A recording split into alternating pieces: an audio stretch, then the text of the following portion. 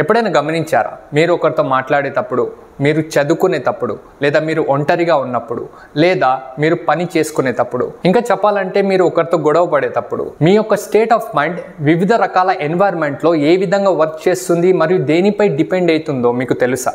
మన యొక్క state of mind మన యొక్క బ్రెయిన్ ఫ్రీక్వెన్సీపై డిపెండ్ అయ్యి ఉంటుంది. మన బ్రెయిన్ వర్క్ కావాలంటే ఎలక్ట్రికల్ సిగ్నల్స్ చాలా అవసరం. మనిషి యొక్క brain approximately 20 watts of power ని జనరేట్ మరియు కన్జ్యూమ్ చేస్తుంది. ఇది సాధారణ లైట్ బల్బ్ కి కావాల్సిన పవర్ కంటే చాలా తక్కువ. ఈ ఎలక్ట్రికల్ సిగ్నల్స్ కి కొన్ని ఫ్రీక్వెన్సీస్ ఉంటాయి, దానిపై మన యొక్క స్టేట్ ఆఫ్ మైండ్ డిసైడ్ అవుతుంది. ఈ బ్రెయిన్ ఫ్రీక్వెన్సీస్ గురించి మనం ఈ వీడియోలో తెలుసుకుందాం. ముందుగా ఈ బ్రెయిన్ ఫ్రీక్వెన్సీస్ అనేది 5 రకాల్లో ఉంటుంది: delta waves, theta waves, alpha waves, beta waves and gamma waves. మొదటిగా మనం డెల్టా వేవ్స్ గురించి తెలుసుకుందాం. ఈ డెల్టా వేవ్స్ యొక్క ఫ్రీక్వెన్సీ చాలా నెమ్మదిగా ఉంటాయి. ఇది మన డీప్ స్లీప్, బాడీ హీలింగ్ మరియు హెల్తీనెస్ ని అందిస్తాయి.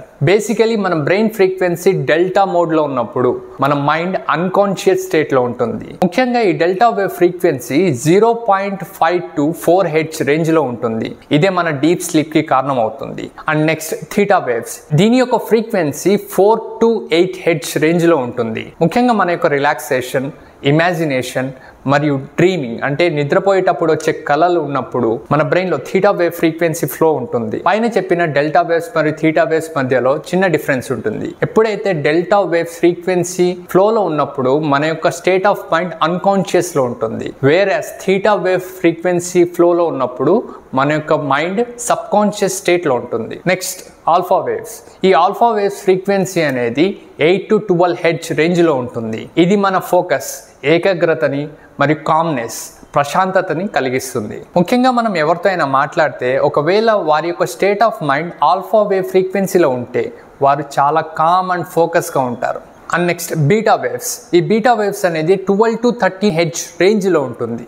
ఇది మన షార్ప్ థింకింగ్ అంటే చురుకైన ఆలోచనలు లేదంటే ప్రాబ్లమ్ సాల్వింగ్, సమస్య పరిష్కారానికి తోడ్పడతాయి. చెప్పాలంటే ముఖ్యంగా మనకి ఇది అలర్ట్నెస్ మరియు యాక్టివ్నెస్కి కారణం అవుతాయి. ఇప్పుడు మీరు ఈ వీడియో చూస్తున్నారు, నేను చెప్పిన మాటలు వింటున్నారంటే మీ యొక్క state of mind mostly beta wave ఫ్రీక్వెన్సీలో ఉండొచ్చు.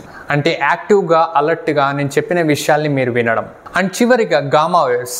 ఇది చాలా ఇంపార్టెంట్. ఇది 30 to 100 హెర్ట్జ్ రేంజ్లో ఉంటుంది. ఇది మన యొక్క learning, memory and peak awareness అంటే ఒక విషయం మీద పూర్తి అవగాహన ఉండడానికి కారణమవుతాయి. ఈ గామా వేవ్ ఫ్రీక్వెన్సీతో ఉన్నతగా ఆలోచించే గుణం ఏర్పడుతుంది. ఈ గామా వేవ్ ఫ్రీక్వెన్సీ పై చెప్పిన ఫ్రీక్వెన్సీస్తో కంపేర్ చేసుకుంటే చాలా డిఫరెంట్గా ఉంటుంది. అండ్ దీని గురించి ఇన్ డెప్త్గా నెక్స్ట్ వీడియోలో మనం తెలుసుకుందాం.